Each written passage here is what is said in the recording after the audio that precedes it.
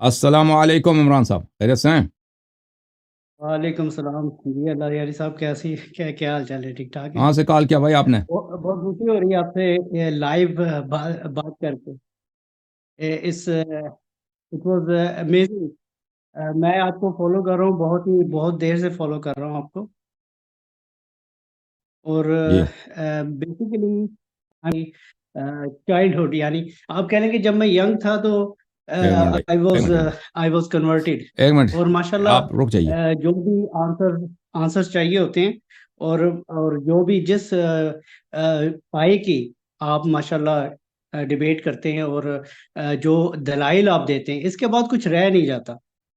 مطلب ہوں، عقل والوں کے لیے باقی اب کیا جی، کیا جا سکتا ہے جس کو نہیں سمجھ آنی اس کو نہیں سمجھ آنی لیکن اللہ یعنی صاحب اس سے پوچھے کچھ یہ بھی تھوڑا سا بتائیں کہ پولیٹیکلی یہ جو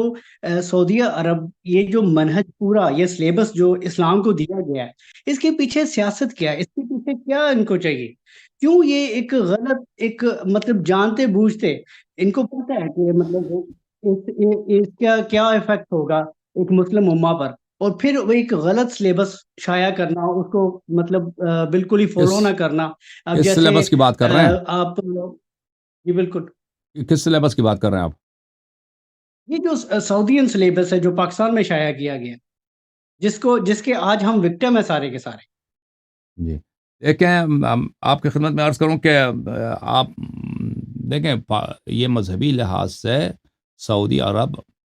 اتنا ایکٹیو نہیں تھا انقلابی ایران سے پہلے۔ جی جی انقلابی ایران کے بعد کیونکہ ان کے لیے ایک پولیٹیکل سروائیول کی بات ہے، کیونکہ خمینی صاحب ایک بہت کیرزمیٹک لیڈر تھے،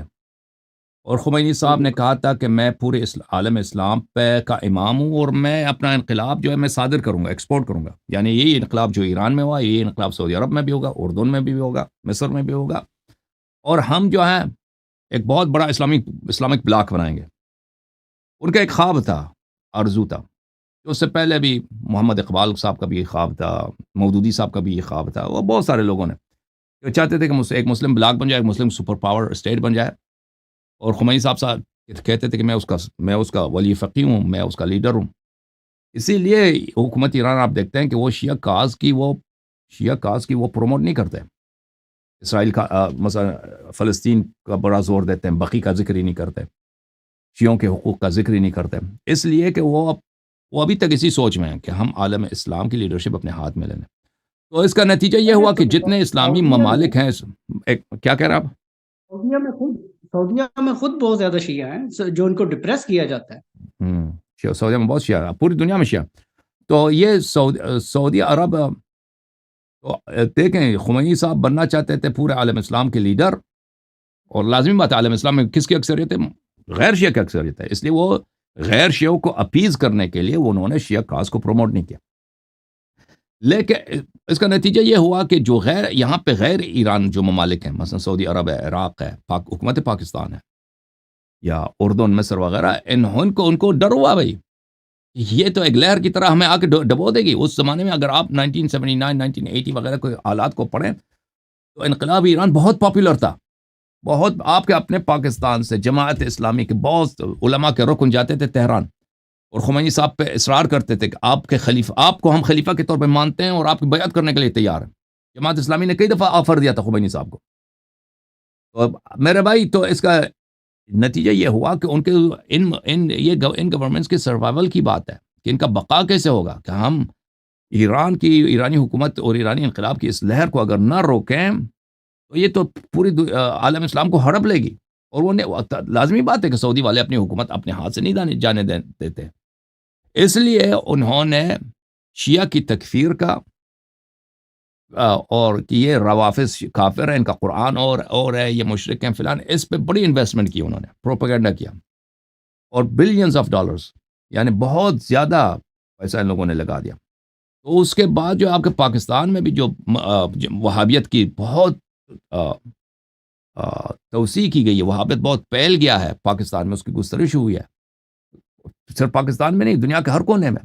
وہ سعودی اور اماراتی اور کویتی پیسوں کی وجہ سے ہے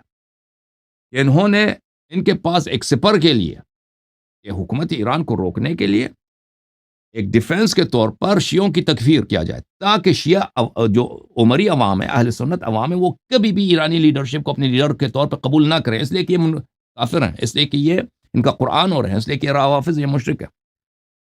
اور یہ کیا گیا۔ تو آپ کہتے ہیں کہ پاکستان میں جو سلیبس ہے اس کے پیچھے سیاست کیا ہے؟ اس کے پیچھے سیاست یہی ہے، اس کے پیچھے سیاست یہی ہے، ایک بہت بڑا جنگ ہے عالم اسلام میں، عالم اسلام کی روح کے لیے، عالم اسلام کی لیڈرشپ کے لیے، دو پاورز کے درمیان، ایک طرف سعودی ہے اور سعودی کے متحد امریکہ بھی ہے، سعودی کے ساتھ یورپ بھی ہے، سعودی کے ساتھ اسرائیل بھی ہے، سعودی کے ساتھ عالم اسلام کے اکثر ممالک اس کے لیڈرشپ کے امبریلے میں آ جاتے ہیں، اور دوسری طرف ایران ہے، ٹھیک ہے نا۔ تو اس وجہ سے یہ شیعہ دشمنی کی لہر پھیل گئی ہے، اور یہ خمینی صاحب کی بہت بڑی غلطی تھی کہ انہوں نے یہ کیا، اور یہ بخوبی اس سے پہلے علماء نے ان کو گوشزد کیا تھا، یعنی یہ مسئلہ ایسا نہیں تھا خمینی کو پتہ نہیں تھا، یہ بات بہت واضح تھی کہ اگر ایران شیعہ کارڈ پہ کھیلنا، اسلام کارڈ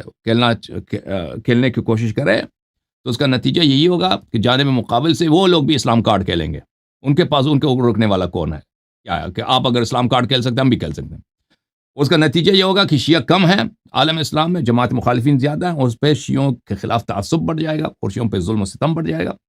اور یہی ہوا جو ان لوگ کہہ رہے علماء نے 100 سال پہلے اخون صاحب کفایہ نے اس بات کی پیشگوئی کی تھی اور سختی سے منع کیا تھا کہ کبھی علماء جو ہے وہ حکومت بنانے کی کوشش نہ کریں، کہ اگر حکومت بنانے کی کوشش کی تو اس میں تشیع کا بڑا نقصان ہے،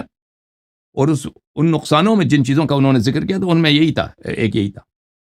اور بہت ساری باتوں کو انہوں نے ذکر کیا، وہ کتاب کی صورت میں ان کی باتیں موجود ہیں، ایران میں اس کو نہیں چھپنے دیتے، لیکن PDF کی صورت میں مل سکتا ہے۔ جی بولیں، آپ مزید کچھ بولنا ہے آپ نے؟